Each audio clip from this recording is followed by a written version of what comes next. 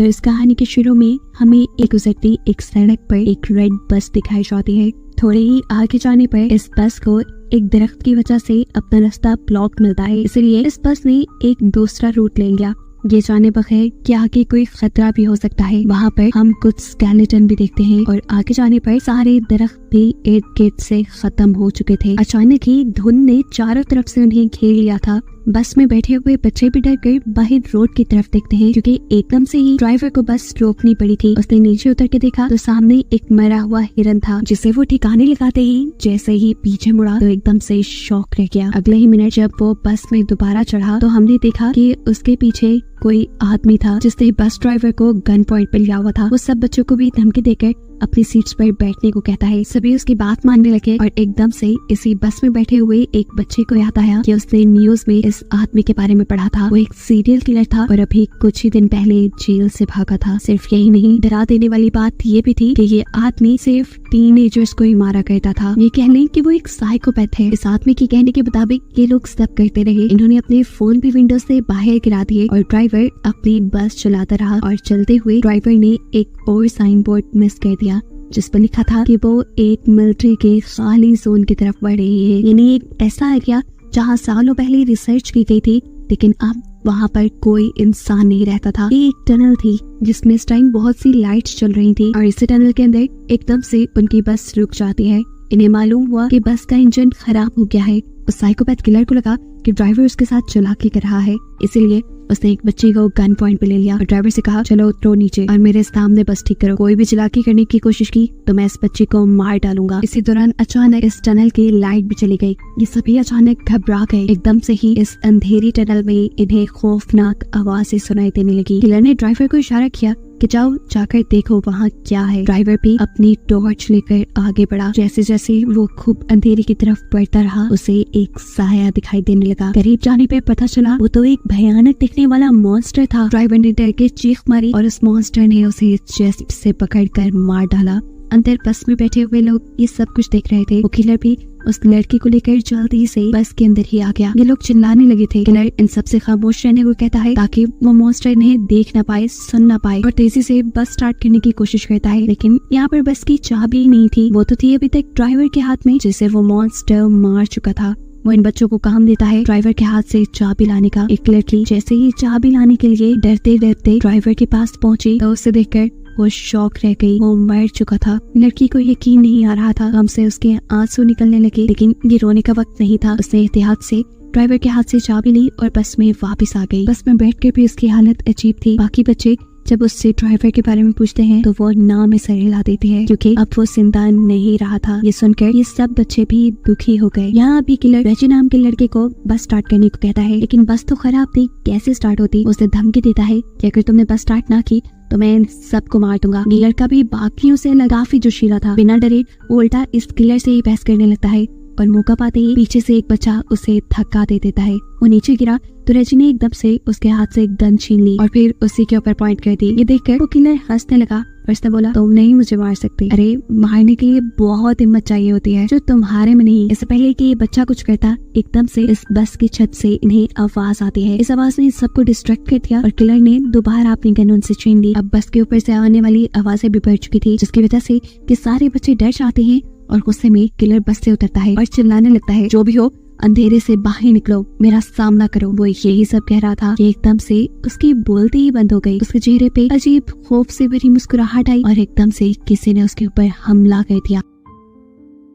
हमला करने वाले ने उसका सर धड़ से अलग कर दिया था और बस के अंदर से ये देखकर बच्चे बिल्कुल शॉक रह गए। वो खामोश हो चुके थे, क्योंकि उन्हें क्रिएचर यानी मॉन्स्टर की एक हाथ में उस आदमी का सर और वो खौफनाक सी दिखने वाली क्रिएचर नजर आ रही थी। उसके हाथ में बहुत सारे टेंटिकल्स थे जो उसने इस आदमी के सर के अंदर धंसाए हुए थे। इन्हें समझ ही नहीं आ रही थी कि ये क्या करे। ये लोग अब अपनी जान बचाने के लिए इस बस के अंदर रहने का ही डिसाइड करते हैं, लेकिन तब तक ही जब तक इन्हें अपने बस के बाहर से अजीब आवाजें सुनाई नहीं देने लगी थी। कड़कड़ाती हुई आवाज से बस का दरवाजा खुला और इन्होंने बस की सीट के ऊपर उसी मॉन्स्टर के बड़े बड़े हाथ देखे। यानी मॉन्स्टर बस के अंदर आ चुका था, जिससे बचने के लिए ये बस के दूसरे डोर से नीचे की तरफ भागने लगे, पर ये दरवाजा नहीं खुला। उनके हाथ में टॉर्च थी, जिसका मुंह गलती से जब मॉन्स्टर की तरफ होता है तो ये नोटिस करते हैं कि मॉन्स्टर इस लाइट से डर रहा है। बस इसी चीज का फायदा उठाते हुए इन्होंने उस मॉन्स्टर को लाइट के जरिए ही दूर रोक के रखा कि जितने में इनकी बस का दरवाजा भी खुल गया और ये लोग बस से उतर गए। लाइट को मॉन्स्टर की तरफ रखते हुए ही ये लोग आगे की तरफ भागते रहे और पहुंचे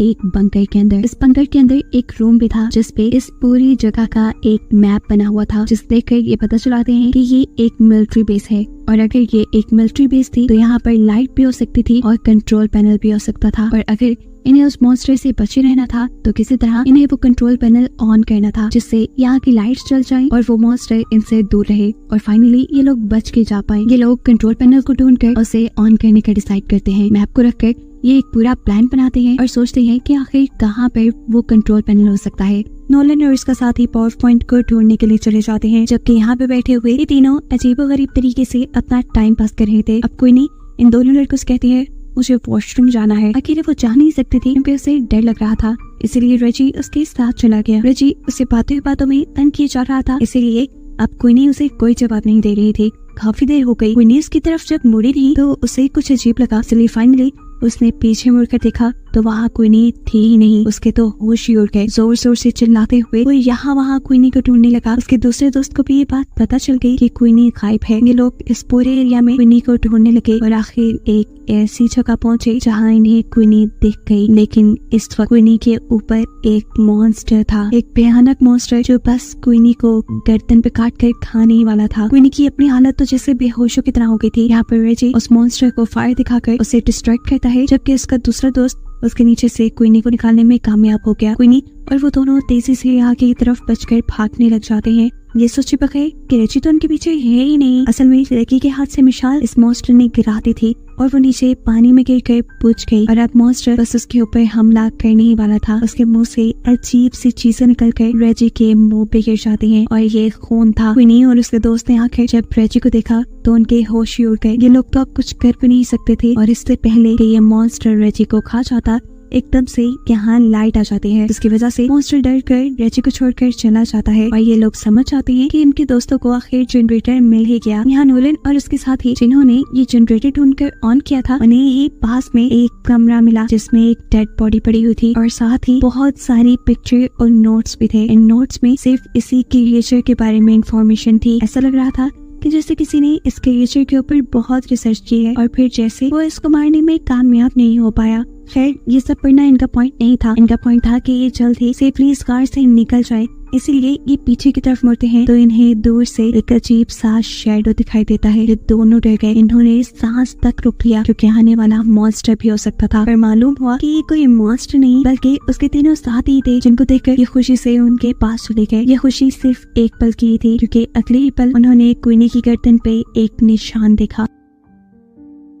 वो जख्म था, बहुत गहरा जख्म जिसके अंदर से खून निकल रहा था। ये उस मॉन्स्टर के काटने की वजह से हुआ था। ऐसा भी हो सकता था कि अब क्वीनी इन्फेक्टेड होकर उस मॉन्स्टर में बदल जाए। उनमें से कहता है कि शायद हमें क्वीनी को साथ नहीं रखना चाहिए, लेकिन ये लोग ऐसा नहीं करते। क्वीनी को साथ ही रखते हैं। उसके साथ आके क्या होने वाला है इस चीज की इन्फॉर्मेशन लेने के लिए ये दोबारा उसी कमरे में जाते हैं जहाँ पहले उन्हें बहुत से नोट्स मिले थे उस मॉन्स्टर के बारे में। वहाँ पड़े हुए बहुत से नोट्स में से वो एक नोटबुक उठाते हैं और उसे पढ़ना शुरू करते हैं। ये एक लड़के की कहानी थी जिसे अपनी बहन के साथ नई नई जगहों को एक्सप्लोर करना बहुत अच्छा लगता था। पर ऐसे ही ये लोग एक दिन एक्सप्लोर करते करते इस मिलिट्री बेस तक आ गए। वो लड़का जिसने ये कहानी लिखी थी वो यहाँ के मैप को गौर से देखता रहा और पीछे ही रह गया, जबकि उसकी बहन आगे आगे बढ़ती रही और एकदम से वो शॉक हो गई जैसे उसे टनल के अंदर कोई अजीब चीज नजर आई हो। पीछे जो उसका भाई खड़ा था वो जैसे ही उसकी तरफ देखता है तो अब बहुत देर हो चुकी थी। टनल के अंदर से चीखने चिल्लाने की आवाज आ रही थी। इससे वो खुद भी डर गया और अंदर जाकर अपनी बहन को बचाने के बजाय वो जंगल की तरफ भागने लगा ताकि वो अपनी जान बचाकर यहाँ से जा सके। ये वही सीन है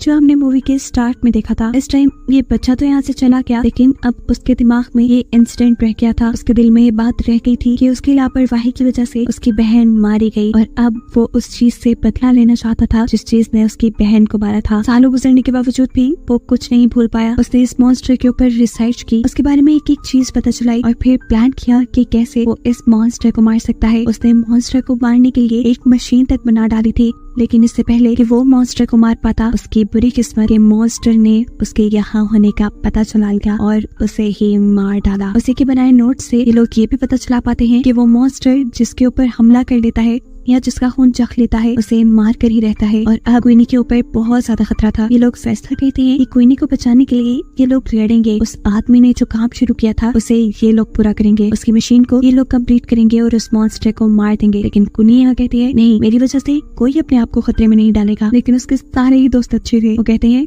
नहीं, हम सारे यहाँ से जिंदा ही बचकर निकलेंगे। ये सोचकर ये सभी एक दूसरे को गले लगाते हैं और फिर एक साथ अपने प्लान पे वर्क करना शुरू कर देते हैं। कुछ देर की मेहनत के बाद ये लोग उस आदमी की बनाई मशीन को मुकम्मल कर भी लेते हैं जो अब पूरी तरह काम कर रही थी। ये देखकर ये लोग बहुत खुश हुए। लेकिन अभी मेन काम बाकी था, उस मॉन्स्टर को इस मशीन के सामने लाना, जिसके लिए ये लोग एक ट्रैप बनाते हैं। क्वीनी के खून से भीगे हुए कपड़े ये लोग एक खाली जगह पर रख देते हैं ताकि उसे सूंघते हुए वो क्रिएचर वहाँ तक आ जाए। थोड़ी दूरी पर उन्होंने क्वीनी को भी खड़ा किया हुआ था ताकि मॉन्स्टर सही जगह पर आए और ये लोग फिर लाइट चलाकर उसे मार दें। इनके प्लान के मुताबिक वो मॉन्स्टर इनके सामने आया भी। खुशबू सूंघते हुए उसने क्वीनी के कपड़े भी उठाए, लेकिन ये क्वीनी नहीं थी। वो जान गया था ठीक इसी टाइम पर नोलत को वो ट्रिगर नीचे करना था, लेकिन बदकिस्मती से वो ट्रिगर फंस गया और ऐसे मॉन्स्टर क्वीनी को ढूंढते हुए उसके पीछे आ गया। इससे पहले क्यों क्वीनी के ऊपर हमला करते था, ठीक वक्त पर वो लोग उस मशीन का ट्रिगर ऑन कर देते हैं और बहुत सारी लाइट उस मॉन्स्टर पे पड़ने पर मॉन्स्टर क्वीनी को छोड़ देता है। क्वीनी और उसकी दूसरी साथी तेजी से भागते हुए टनल से बाहर निकल आते हैं और यहाँ बेटी का साथी तेजी से भागते हुए उस मॉन्स्टर के पेट में स्टैब कर देता है। लेकिन इनकी बदकिस्मती कि उनके इस वार ने मॉन्स्टर का कुछ नहीं बिगाड़ा था। अब इन लोगों के पास बस यही हल था कि ये लोग अपनी जान बचाकर यहाँ से भागे। हाथों में मशाल लिए ये लोग बाहर की तरफ भागने लगते हैं, लेकिन अब मॉन्स्टर इनके पीछे पीछे था। दोनों लड़कियां तो कब की टनल से बाहर निकल गई थी। टनल से बाहर निकलते ही उन्होंने सुकून का सांस लिया और पीछे देखा जहाँ अभी तक उनके दोस्त नहीं आ रहे थे और अब उनके सामने मॉन्स्टर भी खड़ा था। डर से ये लोग कांपने लगे, लेकिन मॉन्स्टर बाहर नहीं आया क्योंकि बाहर रोशनी थी। इतने में ही